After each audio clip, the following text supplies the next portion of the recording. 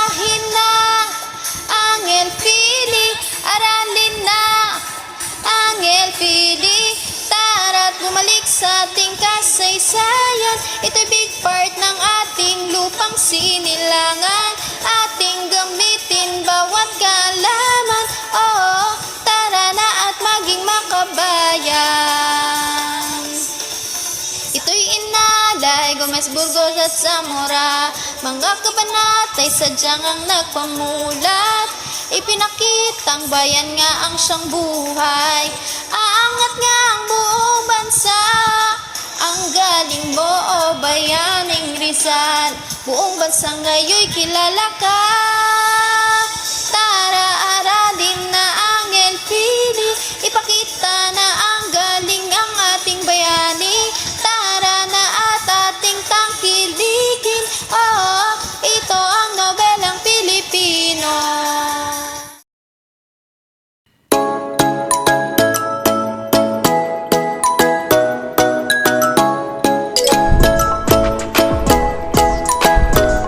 Sumapit ng kasalan, naghahanda na sa pignan. Mga bisita'y nariyan, ang lamparan sa sindihan.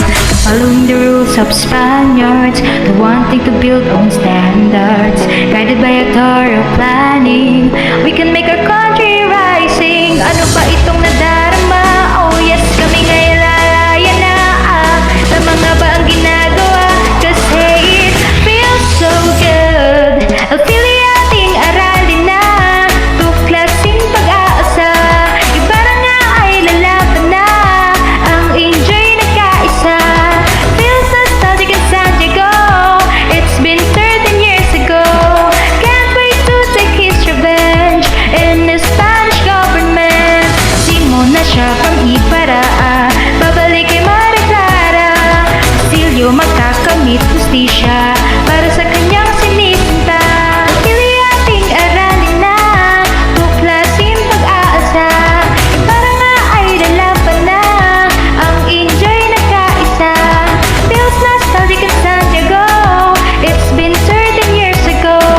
Can't wait to take his revenge in the Spanish government. From touch me not to the win of word, written by a national hero, with the citizen to fight for justice, published in 1891. Ating aralin na, tuklasing pag-aasa. Iba na nga ay lalaban na, ang enjoy nagkaisa. El Filibusterismo is a sequel to Noli Me Tangere by Dr. Jose Rizal. Its genre focuses on a dark, grief, at times ironic novel of revenge, unfulfilled love, pain, violence, sorrow, and tragedy. This book constitutes Rizal's more mature judgment on political and social conditions in the islands, and in its significant and less hopeful tone reflects the disappointments and discouragements which he had encountered in his efforts to lead the way to reform. So Rizal wrote El Filibusterismo in dedication to the three martyred priests, which are Mariano Gomez, Jose Burgos, and Jacinto Zamora, expressing conviction that their treatment and deaths at the hands of the Spanish authorities was unjust. So after its official publication, it was later translated into English, German, French, Japanese, Tagalog, Ilonggo, and other languages. Uy, ang ganda kanina ng topic natin na El Filibusterismo. Sinabi mo pa, kaya nga sobrang hook na hook ako sa topic na yan. Kaya ang ganda talagang malaman ng mga history. Kaya ngayon, dapat natin i-recap kung ano ba talaga yung mga history, paano na-publish yun at yung mga pinagdaanan ng isa. Alamin natin yung history. Tara! Good day everyone! So welcome to the history of its publication of the novel El Filibusterismo. Firstly, October 1887, Dr. Rizal began writing the El Filibusterismo in Calamba. Next, 1888 in London. So he made some changes in the plot and revised the chapter already written. So in this year as well, he wrote more chapters in Paris, Madrid, and Biarritz. Then, March 29, 1891, Dr. Rizal finally finished the manuscript in Biarritz. As a continuation, July 5, 1891, Dr. Rizal left Brussels for Ghent. The reasons are, first, it is because the cost of living was lower. Second, the price of printing was much cheaper than in Brussels. Next is to escape from the enticing attraction of Petit Suzanne. Owing to his limited funds, Rizal lived in a cheap boarding house with Jose Alejandro as roommate. Next is they lived frugally in Ghent for 3 months, from July to September of 1891. And lastly, to economize further on their living expenses, they prepared their own breakfast. So the next journey of the publication is the printing of El Filibusterismo in 1891. So Dr. Rizal searched for a printing shop that could give him the lowest quotation for the publication of his novel. At last, he did find a publisher, which is F. Meyer van Law Press, number 66, Vianderen Street, who was willing to print his book on installment basis. So, Dr. Rizal pawned his jewels in order to pay the down payment and early partial payments during the printing of the novel. Next is Rizal became desperate because his funds were running low. So, next is he received some money from Basta and 200 pesos from Rodriguez Arias for the copies of Morga's successors sold in Manila, but these funds were also used up. So the next following journey of the publication or the history of its publication of the novel El Filibusterismo will be explained along the way by Miss Janela. In July 1891, Rizal wrote a letter to Basa saying that if no money came, he would have to stop the publication of El Filibusterismo. While in August 6, 1891, the printing had to be suspended as Rizal feared because he could no longer give the necessary fund to the printing press. Let us now proceed to when El Filibusterismo comes off the press. In his morbid moment of despair, Rizal almost burned the manuscript of El Filibusterismo. When everything seems lost, help came from an unexpected source, Valentin Ventura. He heard of Rizal's predicament and he immediately sent the amount needed to publish the novel. In September 18, 1891, El Filibusterismo came to the press and finally published in Ghent, Belgium. Rizal immediately sent 2 copies to Hong Kong. One is for Basa and the other one is for Sixto Lopez. He gratefully gave the original manuscript of El Filibusterismo and a printed copy with his autograph to Valentin Ventura. Filipino patriots praised the novel as soon as they got copies of it. The members of the Filipino colony of Barcelona published a tribute in La Publicidad, a Barcelona newspaper, eulogizing the novel's original style. The liberal Madrid newspaper, El Nuevo Régimen, serialized the novel in its issues of October 1891. All copies of the first edition, which is the Ghent edition of El Filibusterismo, were placed in wooden boxes and shipped to Hong Kong. But almost all the boxes were confiscated and the books were lost. The book immediately became rare and the few available Ghent copies were sold at a very high prices, reaching as high as 400 pesetas per copy. Now let us proceed to the manuscript and the book. The original manuscript of El Filibusterismo in Rizal's own handwriting is now preserved in the Filipiniana Division of the Bureau of Public Libraries in Manila. Due to financial instability, Rizal acquired 10,000 pesos from Valentin Ventura for him to be able to publish the book. When the book is published, it is consists of 279 pages of a long sheet of paper. Now let us know what are the two features that didn't appear in the printed book. It is the foreword and the warning.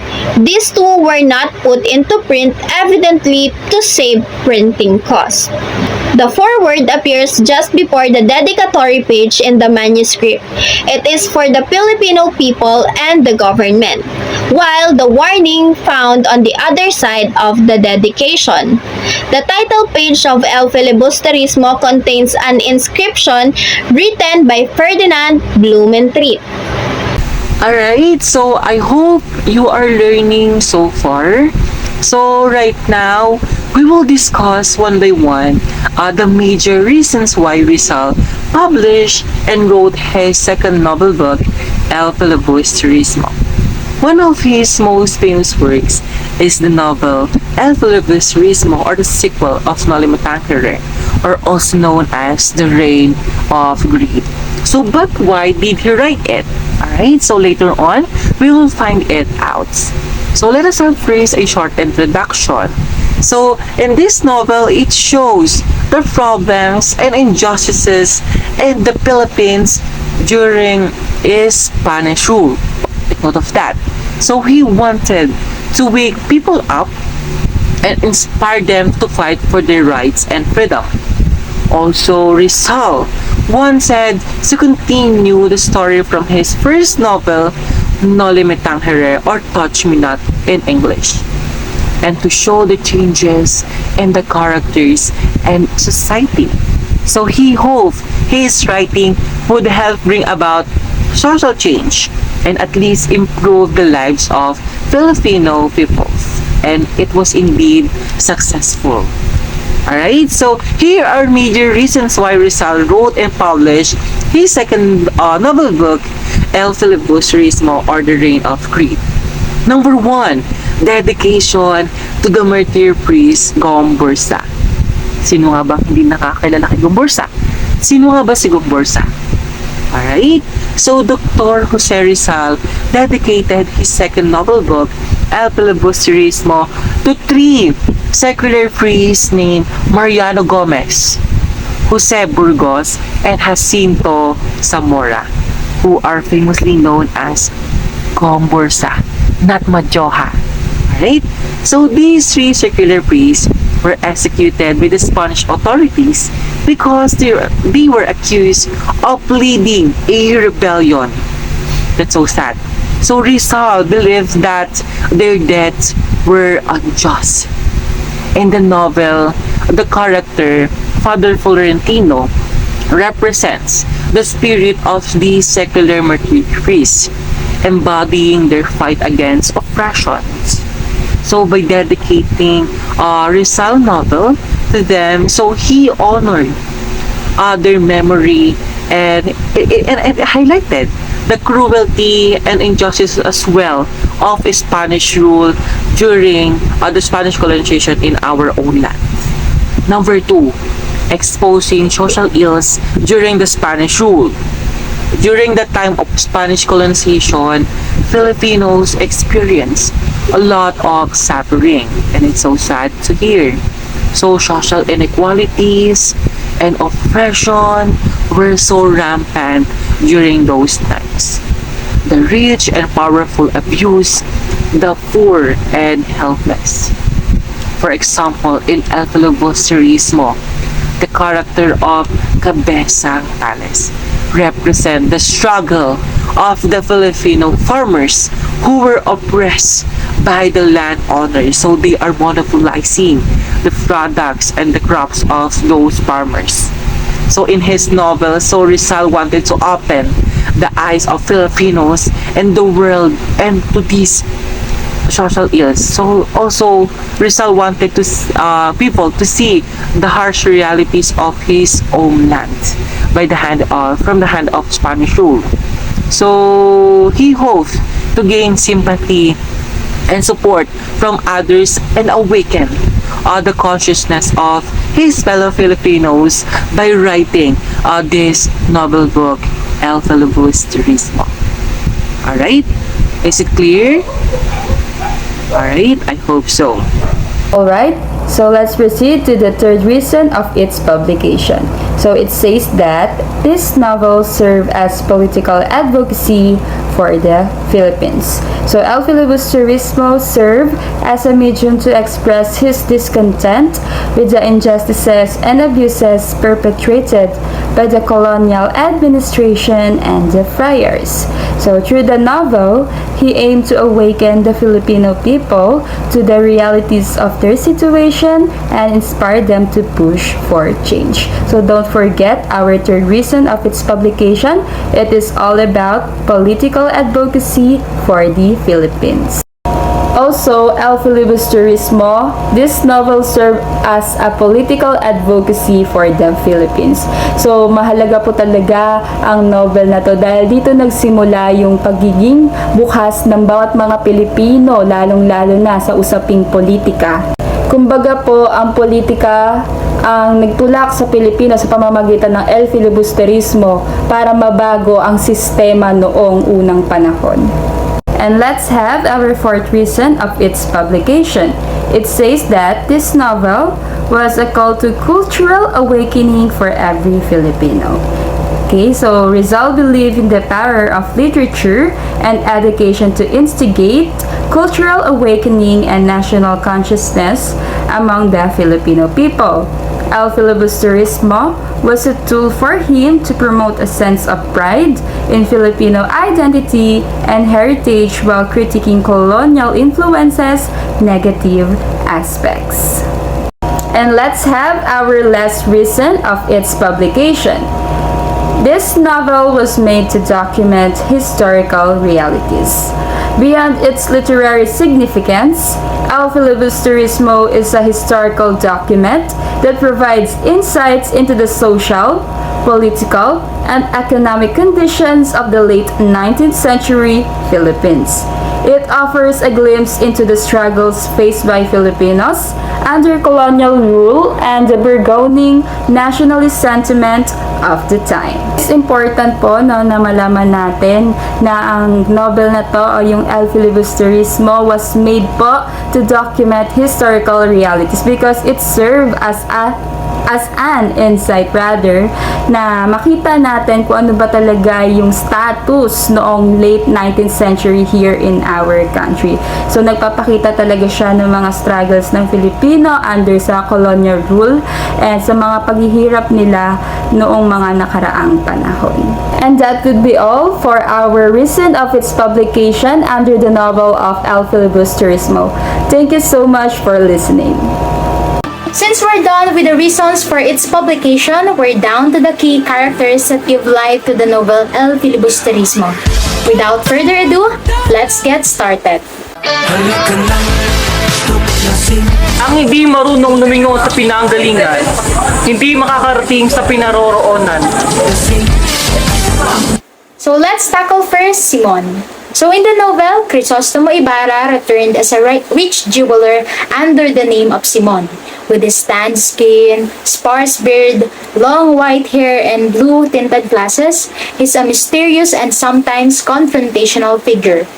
Although he appears arrogant, he secretly plans a violent revolution to avenge his past and accelerate Elias' reformist goals.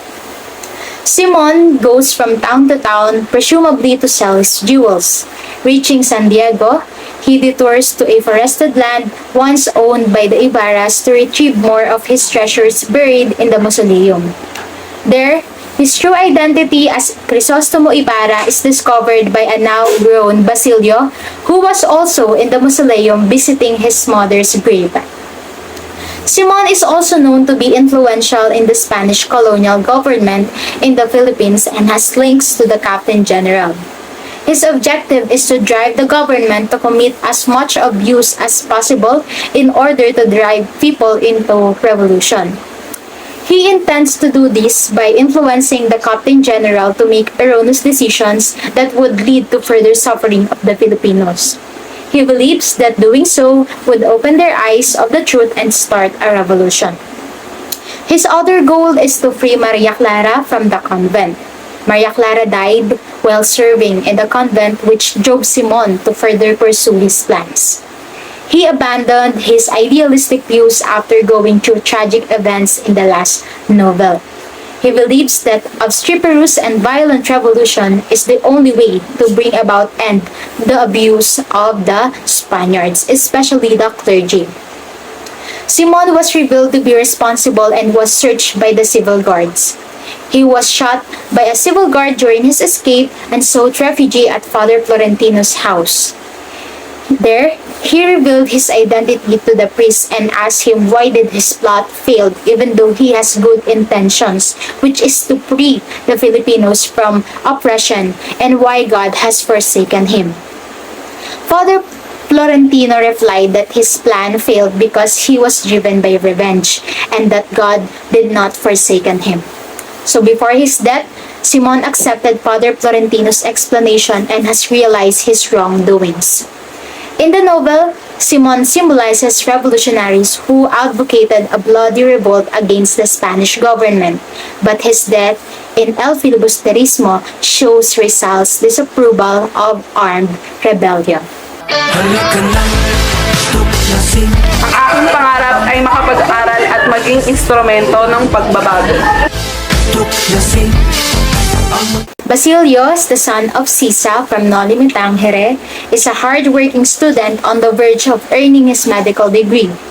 So as Captain Tiago's protege, he dreams of a better future through education. Despite his success, he remains indifferent to society's need. Basilius' optimism extended into his life as a young man, working tirelessly to become a doctor and participating in the student organization's effort to establish the Castilian Academy.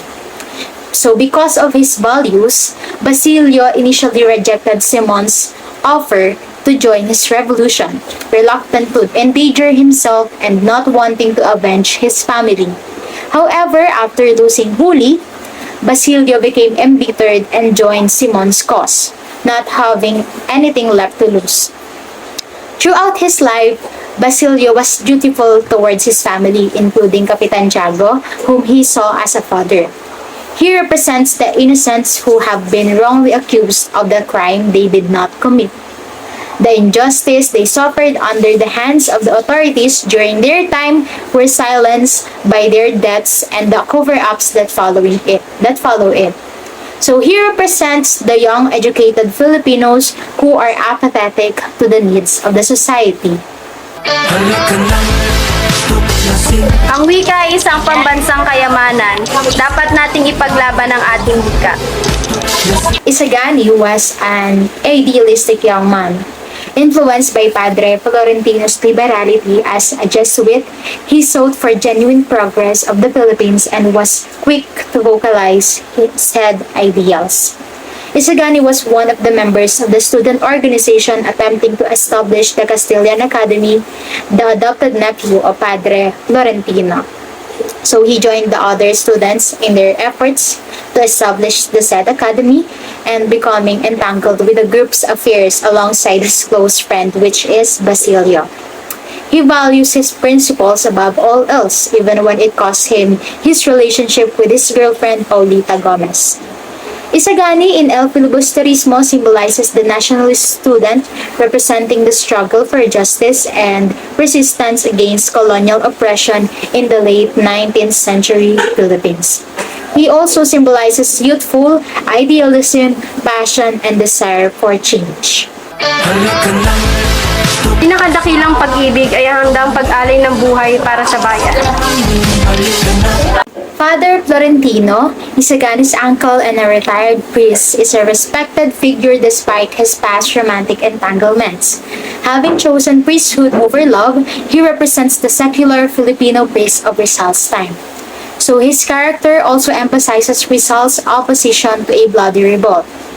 Padre Florentino in El Filibusterismo is portrayed as a symbol of reform through peaceful means. He represents a voice advocating for change through moral and ethical principle rather than violent revolution.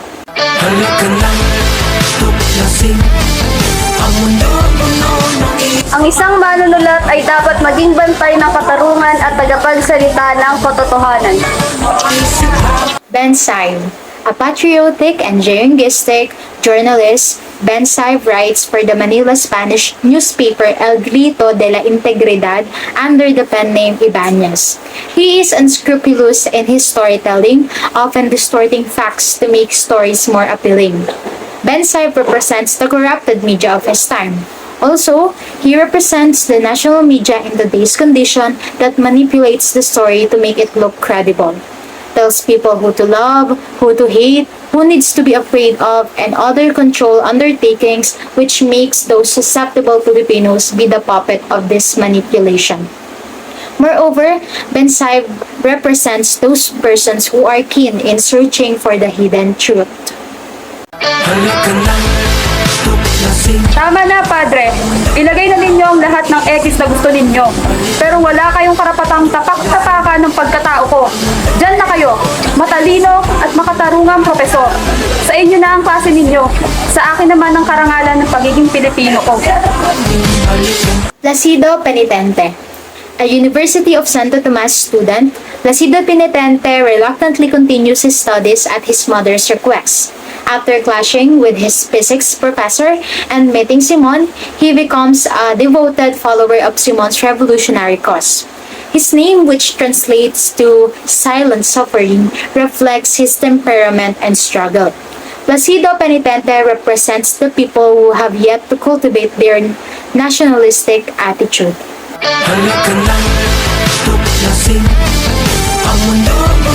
Alam niyo ba ang kabaitang taglay ng bawat isa hindi katulad ng mga brilyante na paglilipat-lipat ng kamay? Pinagbibili sa isa, pinagbibili pa sa iba.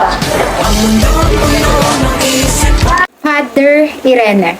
As Captain Tiago's spiritual advisor, Father Irene is criticized for his alliance with temporal authority for power and monetary gain.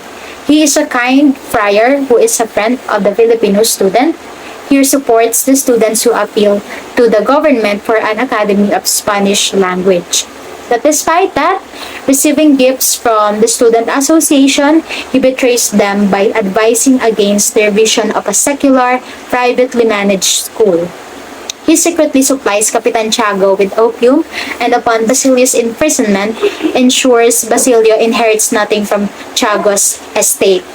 Padre Irene uses his position within the church to manipulate and control people, often for his own benefit or to maintain the status quo that benefits the ruling estate. He is depicted as a character driven by greed and desire for wealth and power. He embodies the few Spaniards who are sympathetic to the Filipino.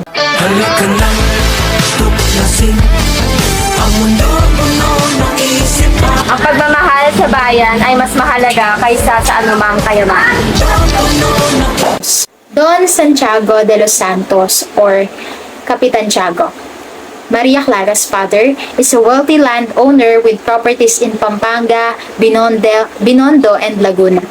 Despite his wealth, he falls into depression after Maria enters the convent, leading him to develop an opium addiction, fueled by his association with Padre Irene. Captain Tiago hires Basilio as a servant student, who eventually becomes his caregiver and state manager. He dies from shock after hearing of Basilio's arrest and tales of violent revolt. So he symbolizes the rich Filipinos who oppress their own Filipinos in exchange for the influence and riches that they might gain from their powerful associations.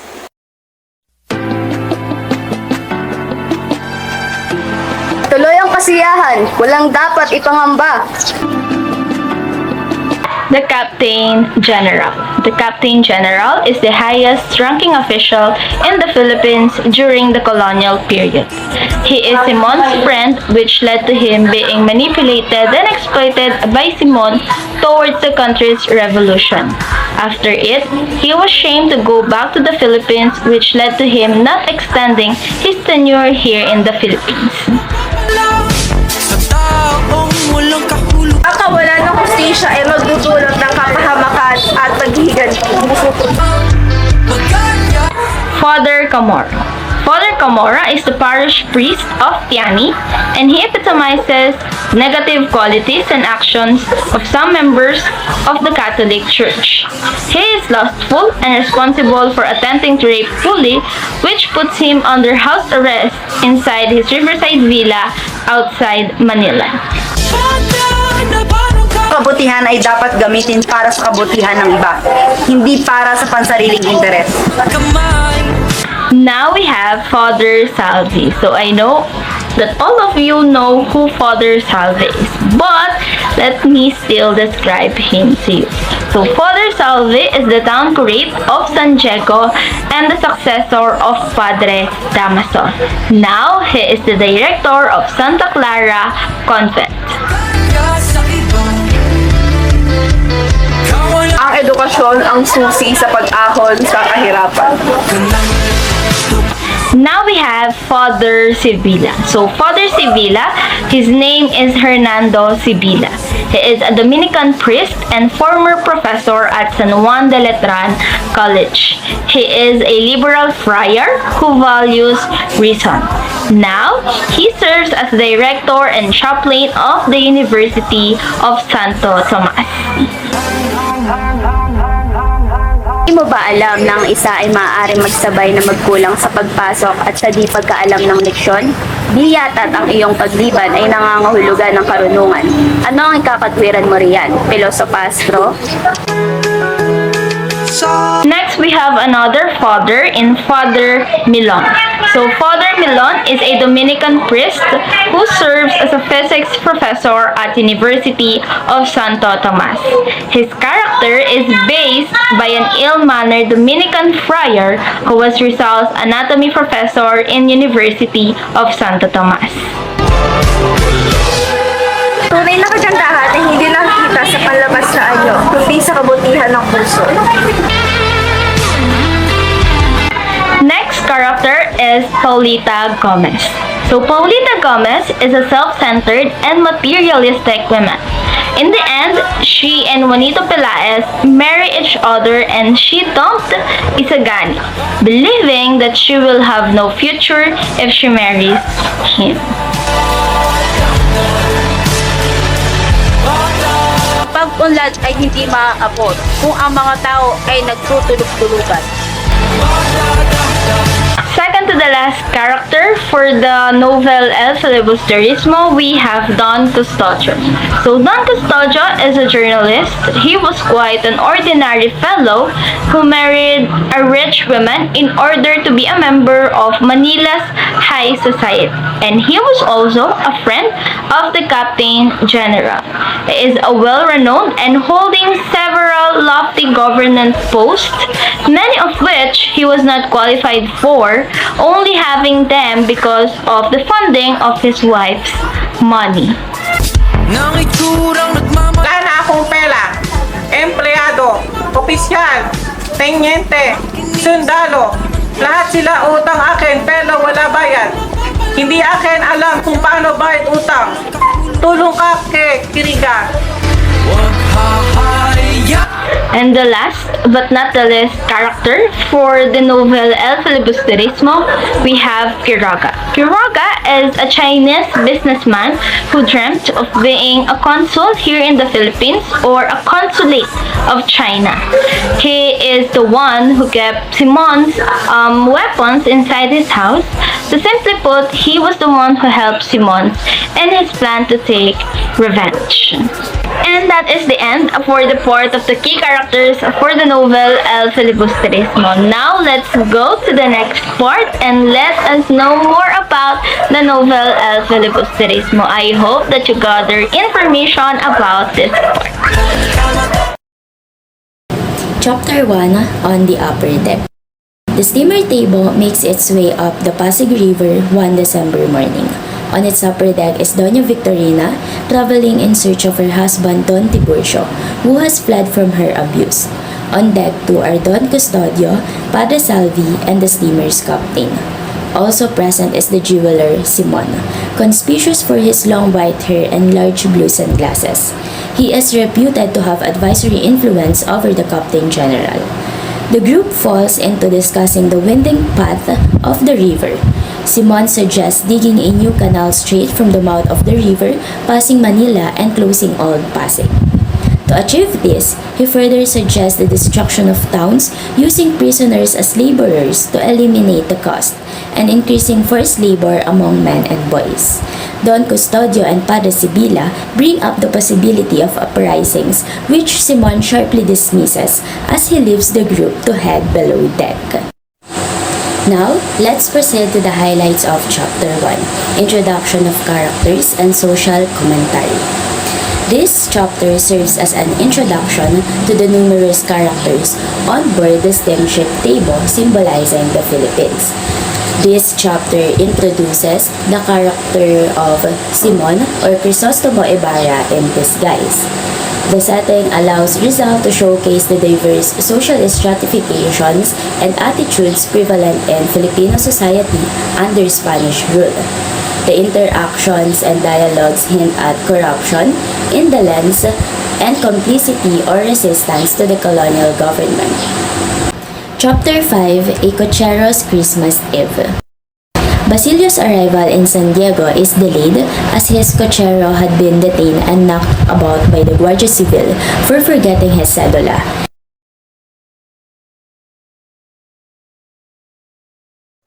Basilio reaches his guardian, Capitan Tiago's house, where the old man narrates an assortment of bad news, including the kidnapping of Cabezang Tales. Next, Chapter 5, Social Injustice and Inequality. This chapter recounts Basilio's arrival in San Diego on Christmas Eve, delayed because the cochero forgot his cedula and was beaten by the Guardia Civil. After the procession, Basilio witnesses the commercial and political dealings of the influential Simon and other local leaders, highlighting their indifference to the suffering cochero. Basilio's respect within Capitan Tiago's household contrasts with news of an elder's death and Cabezang Tales kidnapping, signaling the social and political turbulence affecting people against a backdrop of colonial exploitation and the spreading of myths to pacify the oppressed. Chapter 7, Simon. Basilio is about to leave his mother's tomb when he hears someone arrive. He sees Simon, but without the jeweler's blue glasses, Basilio also recognized the face of the man who helped him bury his mother 13 years ago. He concludes from the events and memories of the past that Simon actually be Ibarra. Basilio reveals himself and Simon to protect his self-identity. Thinks of killing Basilio, but decides instead to try to recruit Basilio to his cause. Simon confesses that his goal is to destroy society's system of corruption by encouraging the vices and greed of the governing powers with his wealth. This, in return, has led to more injustices, poverty, and misery, which he expects he eventually push downtrodden to rebel. So now let's talk about the highlights of Chapter 7. Simon's background. It provides a detailed background of Simon, revealing his true identity as Crisostomo Ibarra. Next, motivation for revenge. These chapters explain Simon's transformation from a reformist to a revolutionary seeking revenge and his plans to recite a revolution against the Spanish regime. Chapter 8, Merry Christmas. Early in the morning, Julie prepares to leave Tandang Selo to begin her new employment in payment for the money loan for her father's ransom. She tries to keep her spirits up, but she is miserable. Later, when relatives come to visit Tandang Selo, they discover he has lost his ability to speak. Chapter 8, Kabesang Tales, Story and Class Disparity. In this chapter, Julie seeks a miracle to free her father, Kabesang Tales, highlighting the struggles under Spanish colonial rule. Her determination and the support of her lover, Basilio, contrast with her fear of losing her prospects. The chapter ends with Tandang Selo's silent suffering on Christmas, symbolizing the silence of Filipinos facing social injustice and neglect by colonial and religious elites. This chapter critiques the socio-political system's failure to address the natives' hardships, using personal tragedies to underscore the broader call for Philippine independence and social reform. Chapter 13, The Class in Physics. Padre Milon asks students to recite lessons from memory, giving good grades to those who make no mistakes. He calls on a student he sees yawning, and the student immediately launches into a memorized lesson about the classification of mirrors, but is confused when Padre Milon asks him questions requiring analysis. The professor next calls on his favorite, Juanito, to answer a question about the composition of mirrors. Juanito signals to Placido for answers, but Placido cannot help and is in turn called upon by the professor. Placido is also unable to answer, and when the professor asks him to recite, he makes mistakes, earning him a bad mark. Next, Chapter 13, Classroom Setting and Professor's Attitude.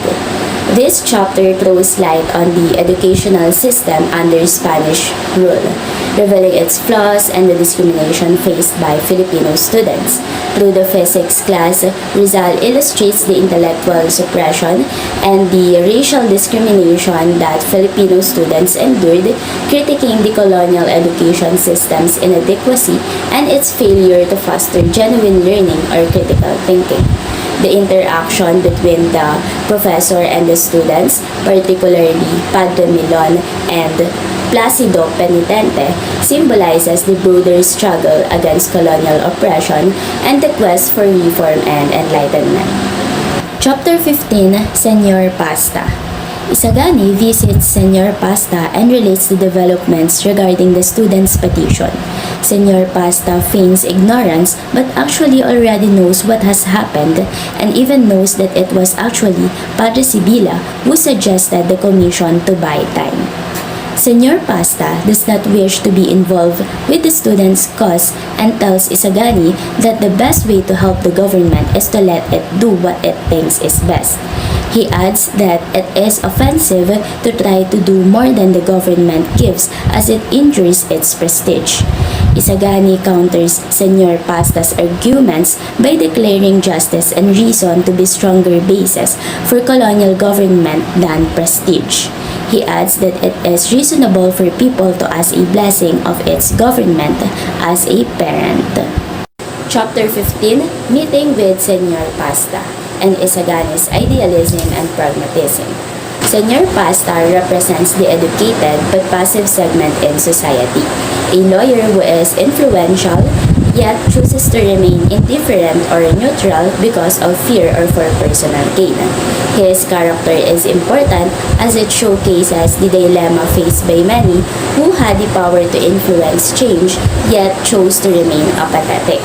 This chapter is a commentary on the complicity of the educated class in the face of tyranny and illustrates the complexities of colonial society, where fear, self-preservation, and moral corruption often hindered the path towards justice and reform. Chapter 20, The Arbiter. Don Custodio has been thinking about the students' petition for a Spanish academy for many days, wanting to please both those who are for and against it. Who is Don Custodio? He met with some success after using his wife's money to go into business, which led to numerous distinguished appointments. He once returned to Spain from where he gathered an ideas, which he then implemented in unusual projects in the Philippines which others criticized. Regarding his opinion of the native population, he thinks them only fit for mechanical work and imitative arts, and refuses to think them capable of being distinguished. Don Custodio is a Catholic, but only because he thinks it necessary to be so among backward people.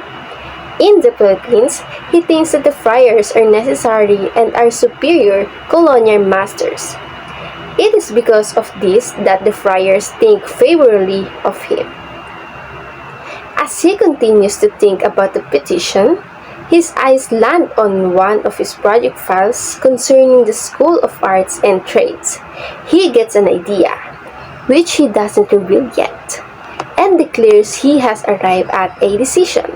The highlight of Chapter 20, Student Aspiration, students including Isagani and Basilio aspired to establish an academy for Spanish language studies. Second, educational reform. This chapter highlights the struggle for educational reform and the broader fight for Filipino rights and identity, symbolizing the intellectual awakening among the youth. Chapter 21, Manila Types. People flocked to the theater for the first show of the French operetta company. Outside, an unkempt Spaniard nicknamed the Shrimp chats about the snow with Uncle Kiko. The Shrimp thinks that the performance sold out because people grew curious as a result of the friar's strong opposition to it on moral grounds. And because the show's popular supporters talk about it publicly. Elsewhere, the student Tadeo is accompanied by a newcomer to whom he gives an overview of the backgrounds of every important-looking person they see. Tadeo makes up stories about those he doesn't really know. Now, the highlights of Chapter 21 is social commentary. So this chapter serves as a platform for Rizal's social commentary on the different types of people found in Manila society during the colonial era. Rizal uses satire and irony to critique various aspects of Filipino society under the Spanish rule. Second, themes. This chapter explores such as colonialism, identity, class struggle, and cultural hegemony. It offers insights to the complexities of Filipino society under Spanish rule and the various forces shaping its development. Overall, this chapter serves as a microcosm of Manila society, offering a nuanced portrayal of its diverse inhabitants and the societal structures that govern their lives. So, vivid characterizations and incisive commentary, Rizal invites reader to reflect on the injustices and inequalities inherent in colonial rule. Chapter 24, Dreams.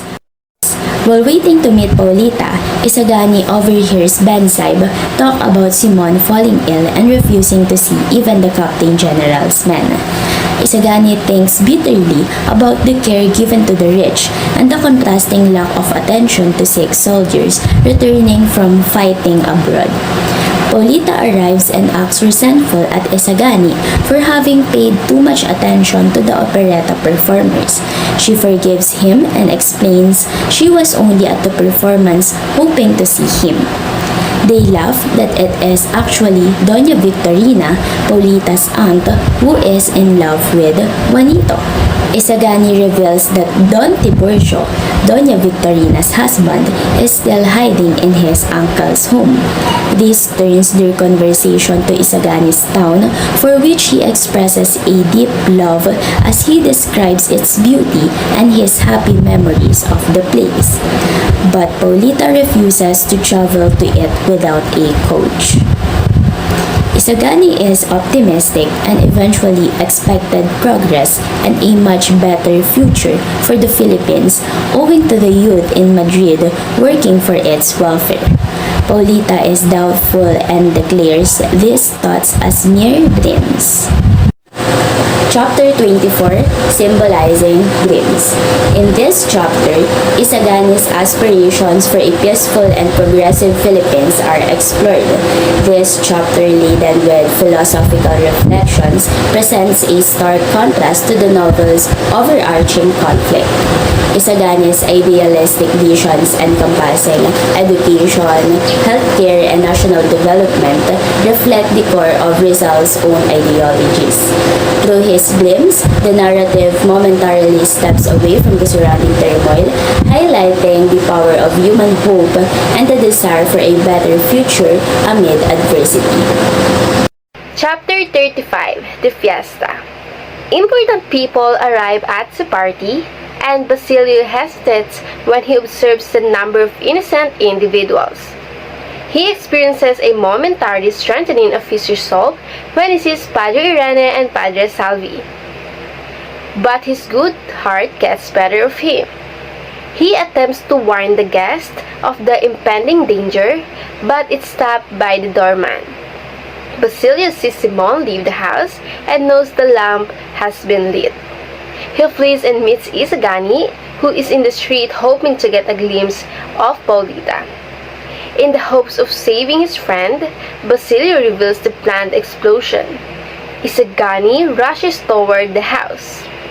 Inside, a note with the words Main Cecil Pares, Juan Crisostomo Ibarra is circulating among the guests.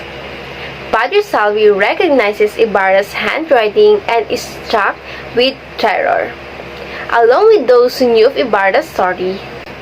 Now, the highlights of Chapter 35. Simon's revolutionary plans.